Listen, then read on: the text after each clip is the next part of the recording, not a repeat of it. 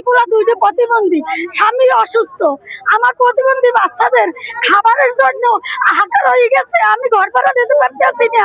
তারপর আমি ডাল ভাত আমার স্বামীর মুখে দিতে পারি না, সে অসুস্থ। আমার বাচ্চারা আর না খাই মরতেছে, লেখাপড়া করাইতে পারি না। অনেক কষ্ট আছি আমরা। আমরা কি করব? আমরা কোথায় যাব? আমরা কি করে খাবো? আমরা এই ব্যবসা ছাড়া কিছু করতে পারি না। বসে একটু দোকান করছি, দুটো ডাল ভাত খাইছি। এখন যদি এই আমরা না করতে পারি তাহলে আমরা কোথায় যাইয়ে দাঁড়াবো? আমরা তো এই জন্য তাদের ভোট দিই না, হাসি খুশি ভাবে ভোট দিছি যাতে আমাদের দোকানটা এই জায়গায় থাকে, আমরা দুটো ডাল ভাত খাইয়ে বাঁচতে পারি। কিন্তু আমাকে তো এর কিছুই মর্যাদা রাখে নাই। আপায় আসছে, শিরিনে পায় আসছে, বলছে যে তোমাদের দোকান আবার পরে বসাই দেবো। কিন্তু আমাকে কিসের জন্য এরমের করে? বারবার আমরা বাসায় যাই, আমাকে কথার কোনো দাম দেয় না এবং আমাকে পাশে আইয়ে কেউ দাঁড়ায় না। প্রত্যেক সপ্তাহে আমাদের 3000 টাকা করে কিস্তি, আমরা কিস্তি দিতে পারতেছি না, মাইপুলালেই চলতে পারতেছি না। বিলেজে আমাদের সবাই একটা দোকান, আমরা এই দিয়েই খাই, এই দিয়ে চলি। আর আমরা কি করবো? মেয়রা আমরা বলছি যে আপা আপনি আমাদের একটু কথা শোনেন, সে আমাদের কথা ঠিক মতো শোনে না।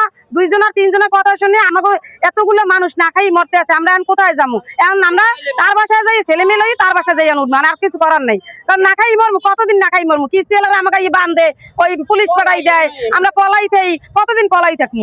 আর আমাকে কি ব্যবস্থা করবে? একটা ব্যবস্থা হ্যার করে দিতে হইবে, নাইলে আমরা হ্যার বাসায় যাই সবাই মিলে উঠবো। আমি আজকের 35 বছর এখানে বসে ডাব বিক্রি করি, অথচ আমাদের এখান থেকে দোকানগুলি সব উঠাইয়া দিয়েছে। দৈনিক আমার 700 টাকা কিস্তি, দৈনিক কিস্তি দিয়া আমি ই করতেছি, দোকান বানাইছি, ই করছি। এখন এই দোকান এখানে বসাইতে দিতে আছে না, কিস্তিওয়ালা দৈনিক আসা যাতে অজাতে গালাগালি করে, এইসবগুলি আর শুনতে পারি না। সব লোক আসছে আমার কাছে, আসছে বলে আপনারা যে মেয়র আফার কাছে যান, মেয়র ভাই কি বলে? অথচ সে আমাদের কাছে আজকের একটা কথা বলার, সে আসবে আমাদেরকে একটা কথা বললেই দিবে, সেইরকম একটা আশ্বাস পাইছিলাম। সে আজকের আইসা বাদ রোড হইয়া, রাজা বাহাদুর সরোড হইয়া মুক্তিযুদ্ধ পার্কে গেল, রাজা বাহাদুর সরোড হইয়া সে বের হয়ে গেল, আমাদের খয়রাতের কোনো মূল্য দিল না। কিস্তির মাধ্যমে টাকা আনিয়া আমরা যে গাড়িগুলো বানাইলাম, এখন এই লোকগুলোয় এই গাড়িগুলো কি করবে? কোথাও রাখারও কোনো জায়গা নাই।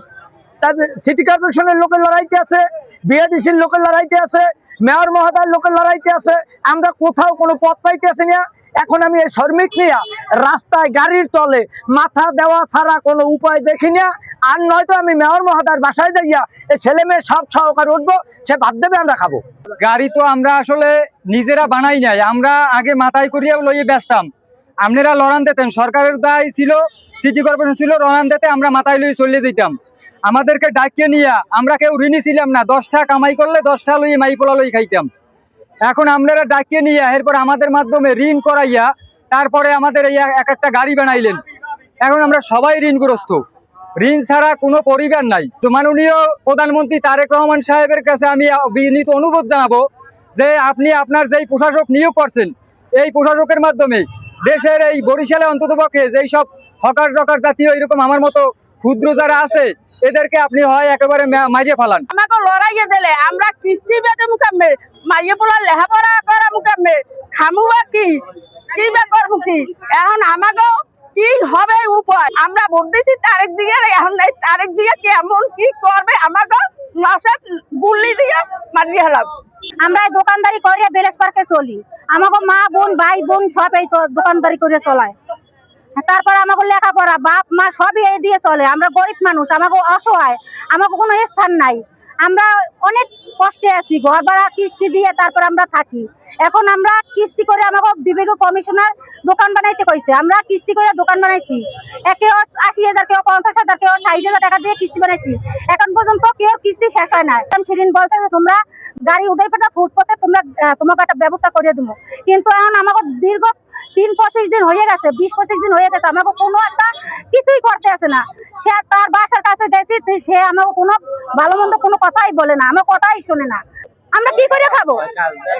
আমাকে কাজ দেও, আমাকে কাজ দেও।